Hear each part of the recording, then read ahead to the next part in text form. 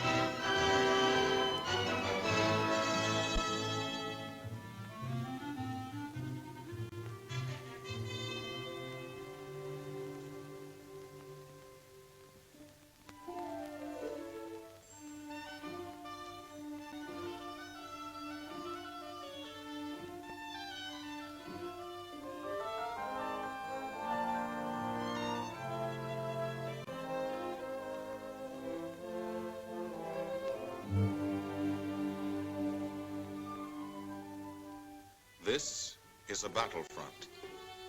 A battlefront like no other in the long history of mankind's wars. This is an air front.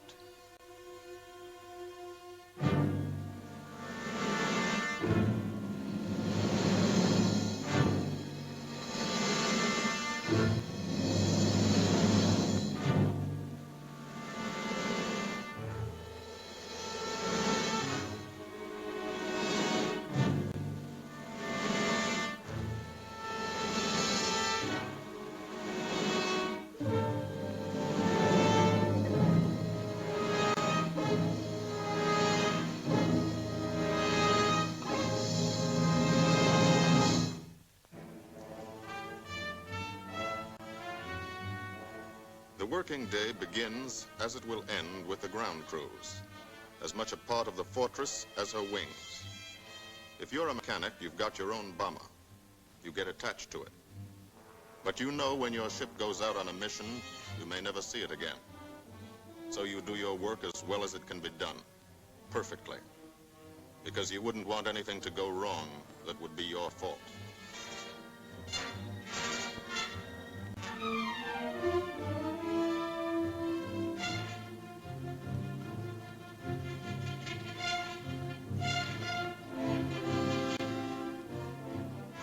Today, the bombs will be taken from these bomb dumps somewhere in England and delivered to specific points in Wilhelmshaven, Germany.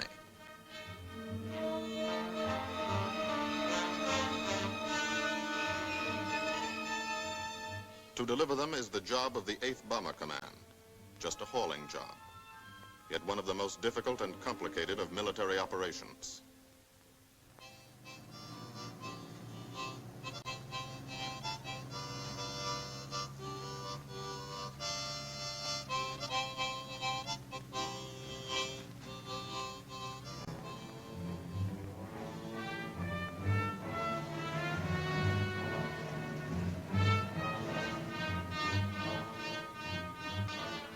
General-purpose demolition bombs.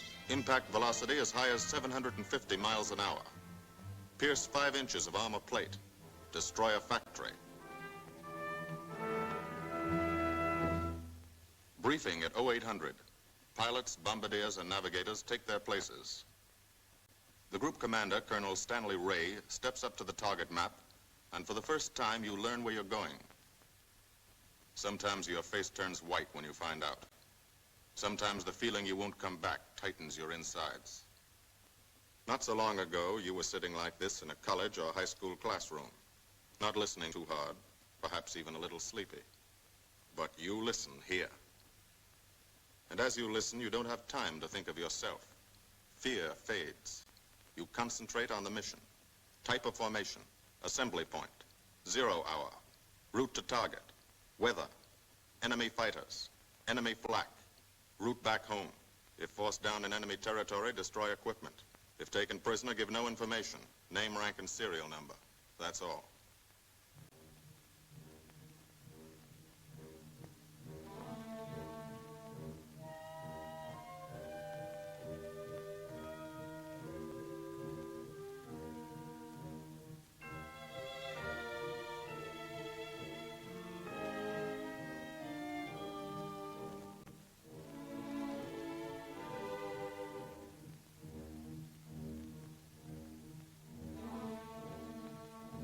These are the passengers with one-way tickets. And this is the crew of the Memphis Belle, 324th Squadron, 91st Heavy Bombardment Group. Just one plane and one crew in one squadron, in one group, of one wing, of one Air Force, out of 15 United States Army Air Forces. Well, fellas, we've never had an easy ride over there yet, and today won't be any different. No escort except unfriendly, so keep your eyes peeled. Don't get excited and yell when you're talking on the intercom. Save your ammunition and make your shots count. And let me know what goes on back there, Quinlan. Yes, sir. Stay on the ball, gang, and she'll bring us back like she's always done. Okay? Let's go.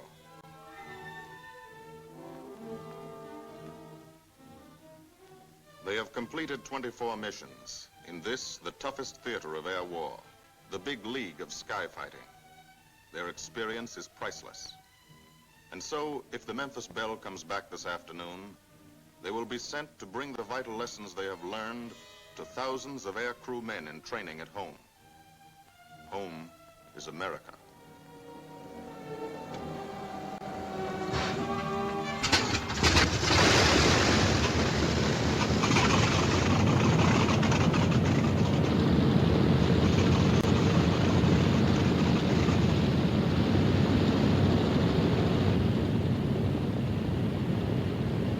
This is a battlefront, like no other in this or any war. No monster armies, no booming cannon. Only the roaring engine sound of the bombers pounding through the quiet English countryside. This is an air front.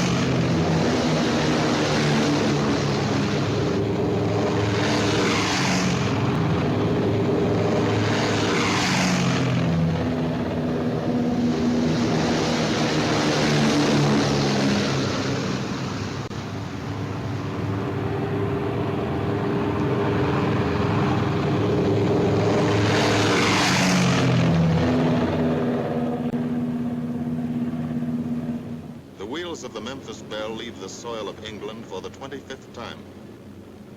The friendly soil of England, with its ordered farms and rural hamlets, its country estates surrounded by formal gardens and well-kept parks. The England these Americans knew only from the classics they had to read in school.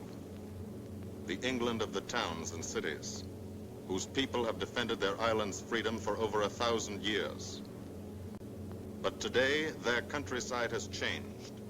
Today, their island has been converted into a gigantic bomber field, a super aircraft carrier anchored off the shores of Fortress Europe, with hangars and machine shops, with hundreds of dispersal points, perimeter tracks, and concrete runways.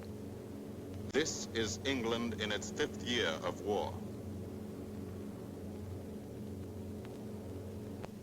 And this is the new battlefront, the air front, from which we seek out the enemy. Not his infantry or his artillery, not his panzer divisions, but the greater menace, the industrial heart of his nation, the foundation on which the Nazi Empire and its armies stand, the power behind the German lust for conquest. The steel mills and refineries, shipyards and submarine pens, factories and munitions plants, pinpoints on the map of Europe which mean rubber, guns, ball bearings, shells, engines, planes, tanks, targets. Targets to be destroyed. And these are the destroyers, each with a belly full of bombs, and 10 men like the crew of the Memphis Belle. Pilot Captain Robert Morgan, industrial engineer from Asheville, North Carolina. He's flown this ship across the Atlantic. The other pilot, Captain Jim Verinis, business administration student at the University of Connecticut. Radio operator and gunner, Sergeant Bob Hansen, construction worker from Spokane, Washington. Navigator, Captain Chuck Layton, chemistry student at Ohio Wesleyan. Engineer and top turret gunner, Sergeant Harold Locke, from Green Bay, Wisconsin. Used to be a stevedore. Besides keeping the Belle in order, he covers the sky above. Tail gunner, Sergeant John Quinlan of Yonkers, New York. Clerked for a carpet company, but he quit December 8th, 1941. Ball turret gunner, Sergeant Cecil Scott. Pressman for a rubber company in Rahway, New Jersey. Pilot to crew, 10,000, put on oxygen. They're climbing higher now, 300 feet a minute. The strain on the planes and on the men is mounting. The rest of the crew, Bombardier Captain Vincent Evans, operated a fleet of trucks in Fort Worth, Texas. Waste gunners, on the right, Sergeant Bill Winchell, chemist for a paint company in Chicago. And on the left, Sergeant Tony Nastal, used to repair washing machines in Detroit when he was a kid. Now he's 19 and has 2 Nazi fighters, confirmed.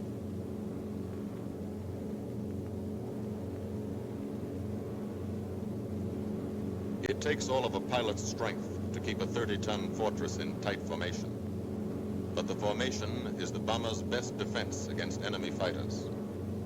The planes are deployed to uncover every gun, stepped up and down, echelon to the right and left, arranged to overcome the danger of gunners firing into friendly ships, arranged so concentrated cones of fire from the caliber 50 machine guns cover the sky for 1,000 yards in every direction.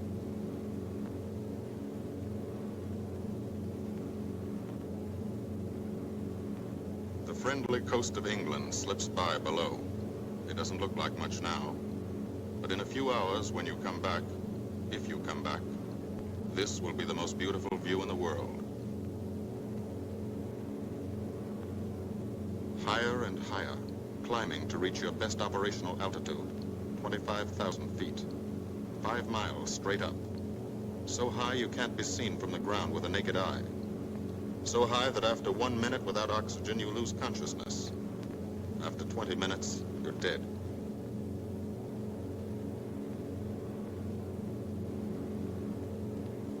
From now to the target, you go about your routine duties, plot your course, check your equipment, and wait, and think. Higher and colder. Temperature 40 degrees, below zero. Take off your glove and you lose some fingers.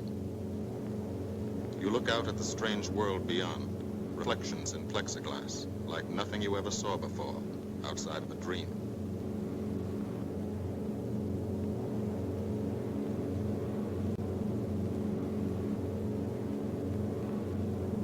Higher and higher into the lifeless stratosphere, until the exhaust of the engines mixing with the cold, thin air condenses and streams the heavens with vapor trails.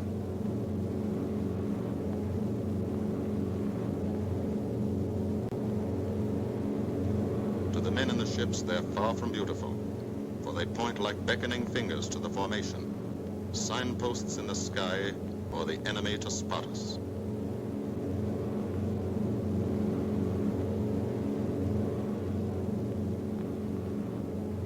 For these bombers to accomplish their mission, a plan is needed.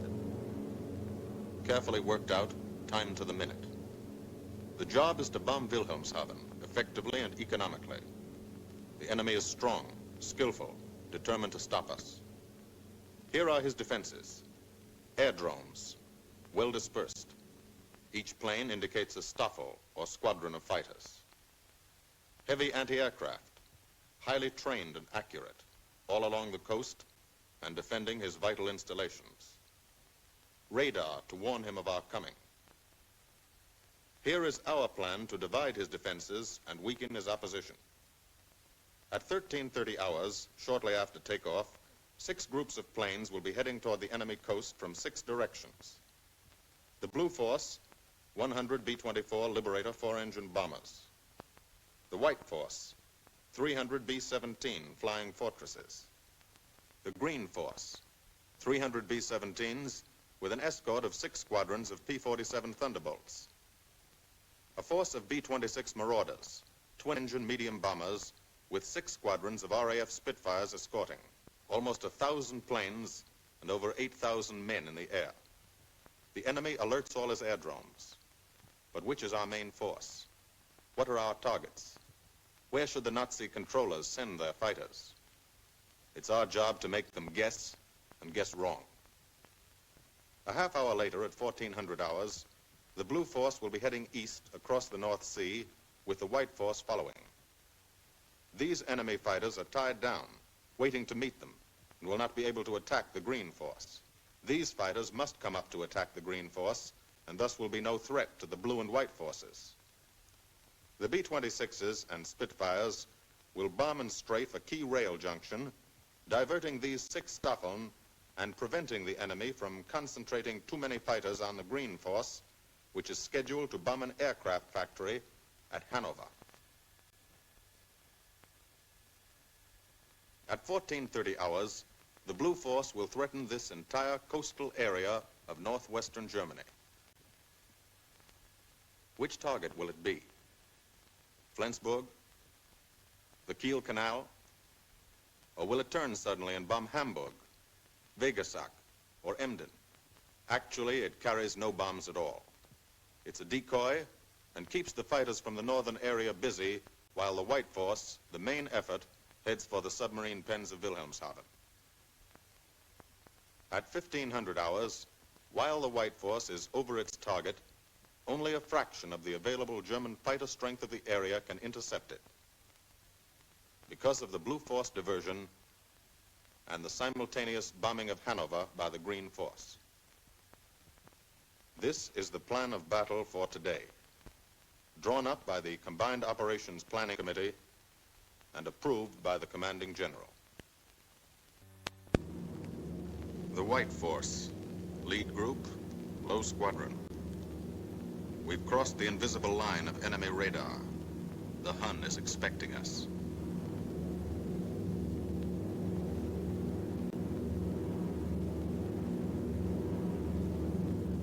Steel helmets go on. Watchful eyes strain. Tight formations are held tighter still. Tense gunners more alert because here it comes. The enemy coast. From up here, it looks the same as any other. Houses, roads, green fields, factories, waterways. But they are the houses and fields of those who invade and oppress.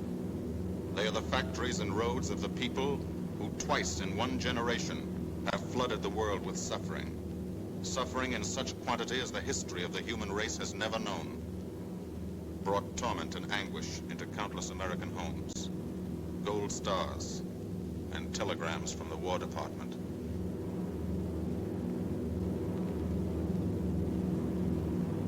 The first flak, just harmless-looking, silent puffs of smoke. Only each puff is a shell exploding, throwing shrapnel around the sky. Exactly the range, accurate flak by radio prediction. 5 miles down, Nazi anti-aircraft batteries have calculated the altitude, speed, and course. Where will the next one hit? You try not to be there.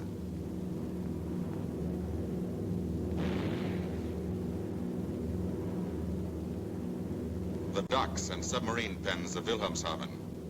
Approach to the target starts. No smoke screen can protect it.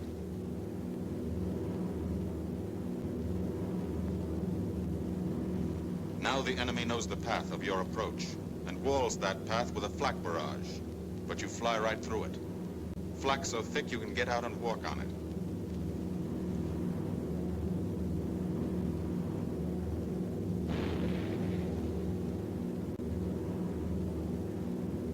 Morgan changes course every 15 seconds. Evasive action to confuse the flak batteries. Bomb sights set for correct altitude and speed. Bomb bay doors open. The bombing run begins. Pilot to Bombardier. Okay, Vin, you've got it. Now Evans flies the Memphis Belle, controlling it through the bomb site. And now we are most vulnerable. Committed to our bombing run, we can't dodge flak or fighters. Here's the first.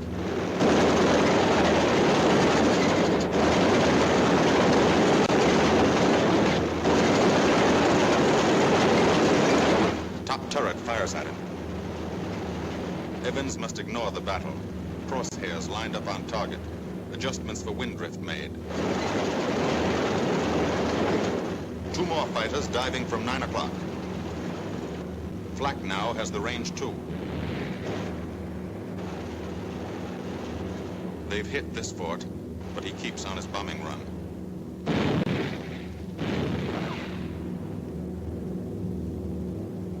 As lead bombardier, Evans's aim must be good. Every other ship in the group will drop its bombs when he drops his.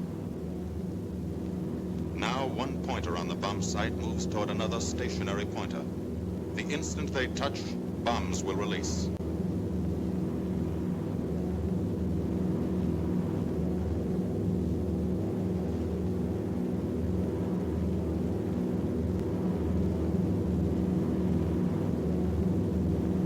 They touch. Bombs away.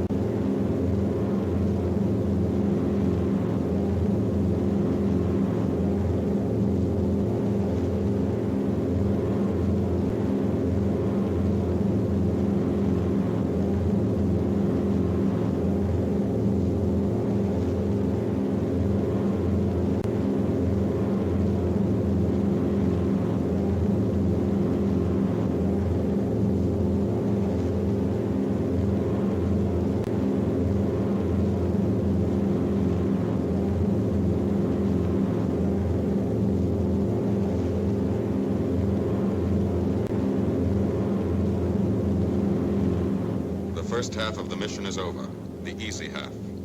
Now to get home.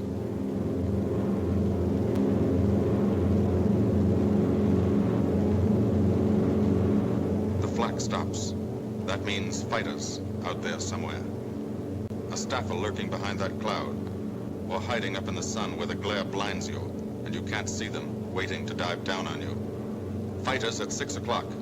This is what a gunner sees. A speck in the sky. That's a fighter. And then a blink. That means he's firing at you. 2,300 rounds a minute.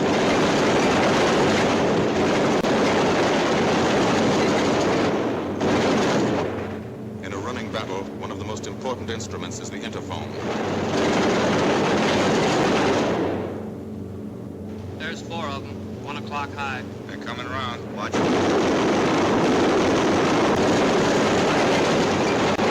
2 fighters, 6 o'clock up, coming in. Diving out, Chief. P-17 in trouble out at 2 o'clock, watching. Got an engine on fire.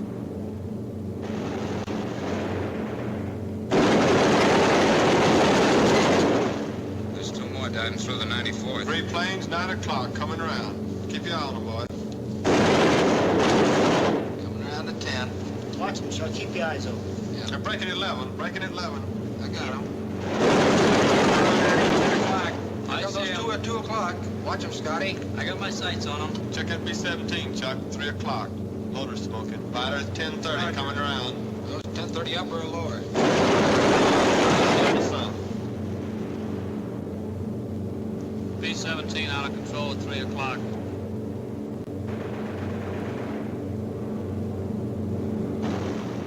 guys get out of that plane. Bail out.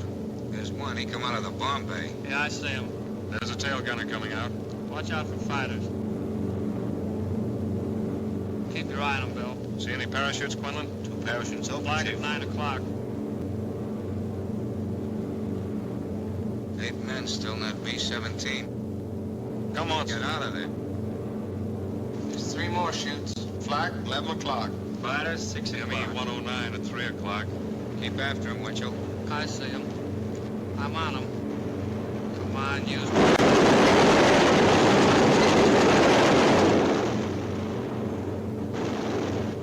I got him. Quinlan, confirm that fighter. He got him, Chief. Look, he's bailing out. Don't yell on that intercom. Fighters, 10 o'clock. Watch those 2 at 12, Van. They're coming in. They're coming in, Scotty. Get that ball turret on him. Save the ammunition as much as possible.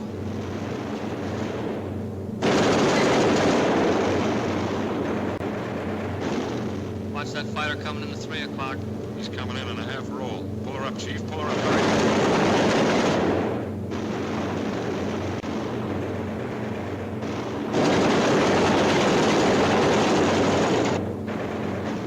This fortress is hurt. Engine on fire, losing airspeed and altitude, drifting into the flak, alone and helpless. A straggler. In a minute, Nazi fighters will swarm in like buzzards for the kill. You can watch, but you can't go down to help. You keep your formation.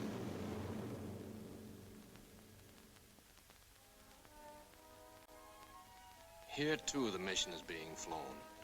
None the less real for being in the minds and hearts of these men behind.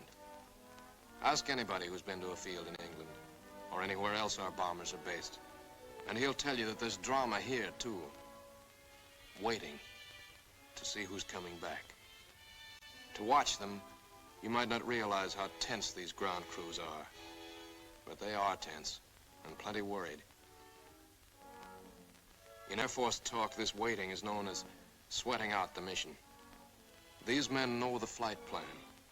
Their watches told them when the bombers were running into enemy flak, when they were over the target, when they left the enemy coast. And now their watches tell them the bombers should be nearing the field. Every ear strains for the first sound of the engines. And then somebody hears them. And somebody sees the first faint specks in the distant sky.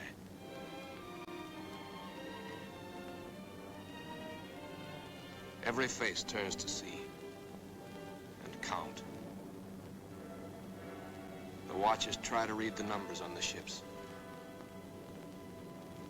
These planes have priority to land first. The colored flares mean wounded aboard. In the hospital window, these watching men know what that means. They know what it feels like to lie on a bouncing fortress floor for hundreds of miles through the frozen stratosphere in great pain, with the other men in your crew fighting to keep you alive until they hit the field. The field. Home. It'll be okay then, because there'll be medical care. The best, as soon as the wheels of your plane stop rolling.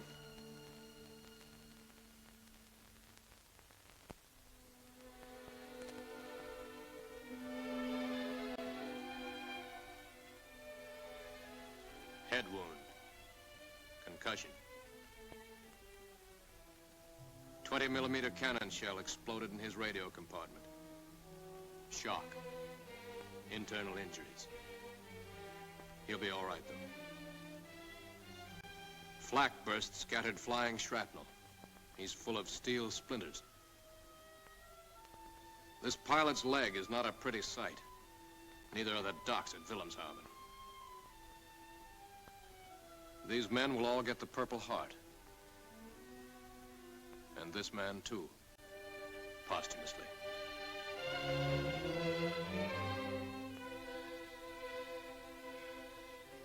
A transfusion right in the plane. This gunner's too weak to be moved. The new life-giving blood flowing into his veins might be the blood of a high school girl in Des Moines, a miner in Alabama, a movie star in Hollywood, or it might be your blood, whosever it is. Thanks.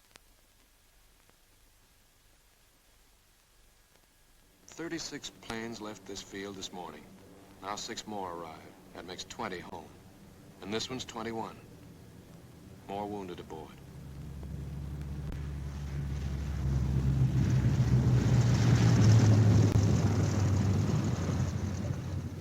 .22, coming in with his left inboard engine dead.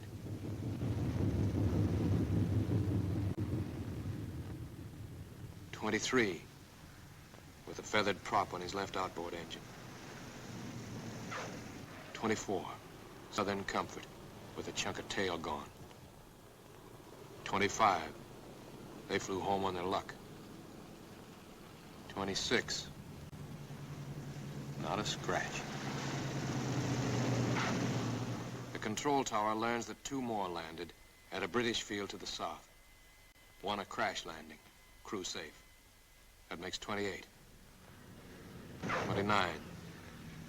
A rough landing, but her pilot's badly hurt. It's a wonder he brought her back at all. 29 planes back, so far. 29 out of 36. Our losses were heavy, but the enemy's were far heavier. We destroyed a German aircraft factory, a rail junction, submarine pens, docks and harbor installations. That's specific, known damage. But who can tell the number of German torpedoes that will not be fired, the number of our convoys that will get through now, the soldiers and seamen's lives that will be saved, or the battles that will be won instead of lost because of what these bombers and airmen did today.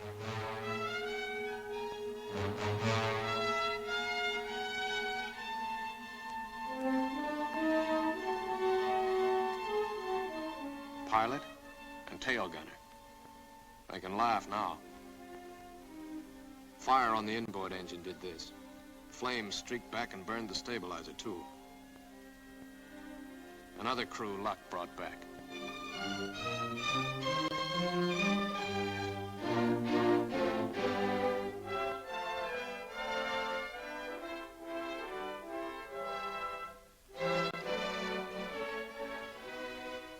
Here's old Belle. A pretty good airplane when it took off. Lost its nose, lost its navigator, bombardier wounded, top turret gunner and pilot hit, hydraulic system shot out, no brakes, no flaps, but old Belle came back.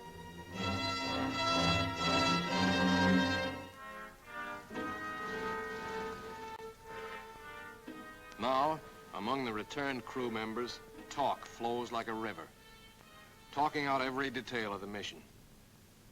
These are the faces of combat, faces of Americans who have watched their comrades die, faces that can never forget the enemy, and they're in no mood to have their picture taken.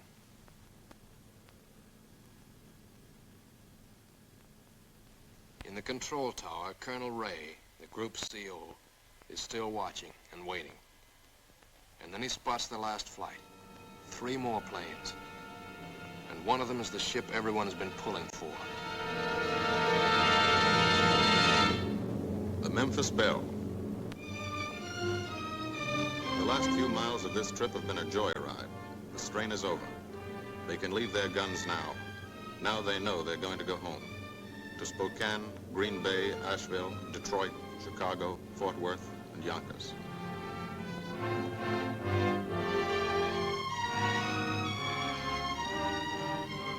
The Belle comes in for her landing, but first Morgan buzzes the field, cuts the grass with the giant fortress. It's against the rules, but this is a special occasion.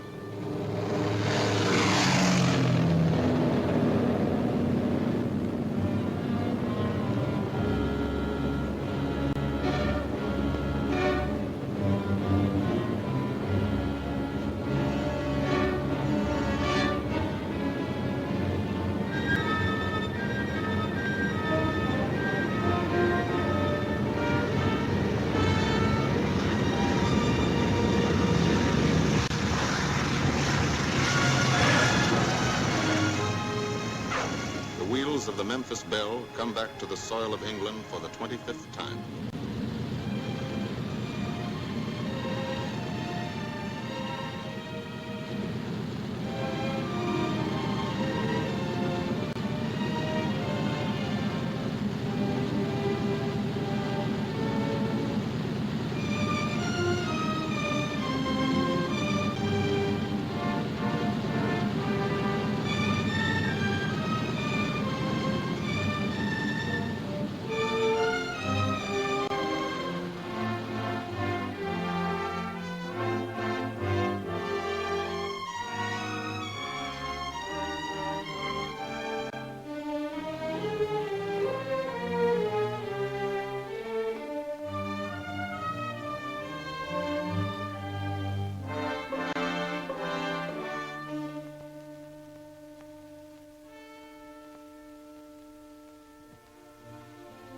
This is a day they will never forget.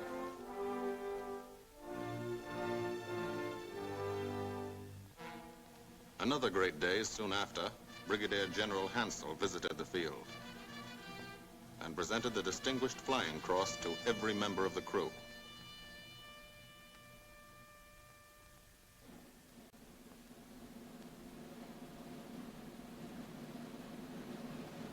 And then there was another day.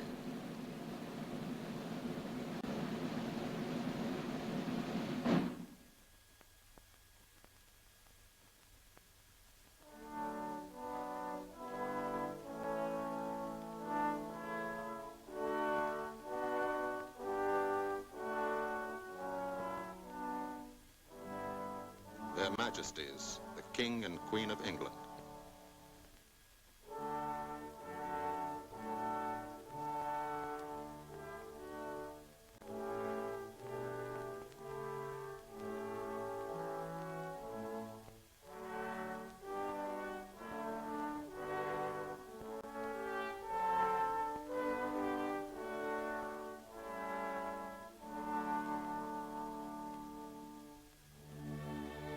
Johnny Quinlan never thought anything like this would happen to him when he left Yonkers.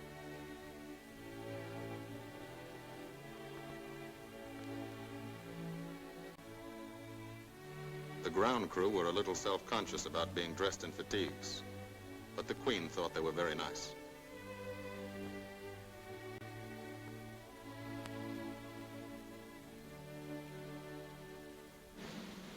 Finally, two more visitors came. General Acre, commanding the 8th Air Force, and General Devers, U.S. commander of the European Theater.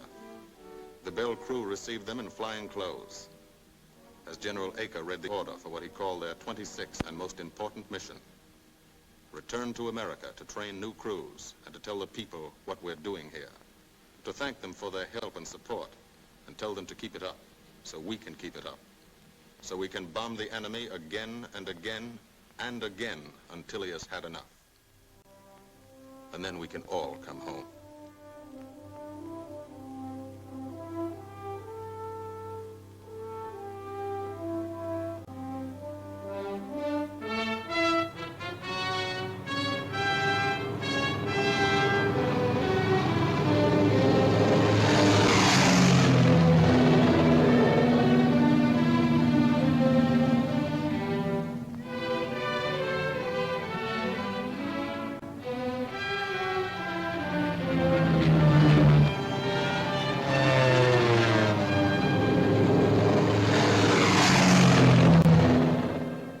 The 8th Air Force, who are now flying deep into Germany, bringing destruction to targets almost 1,000 miles from their bases.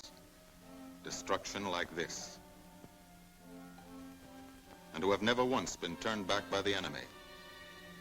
To those men, this film is gratefully dedicated.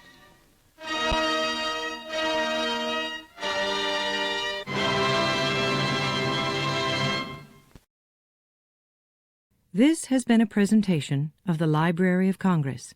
Visit us at loc.gov.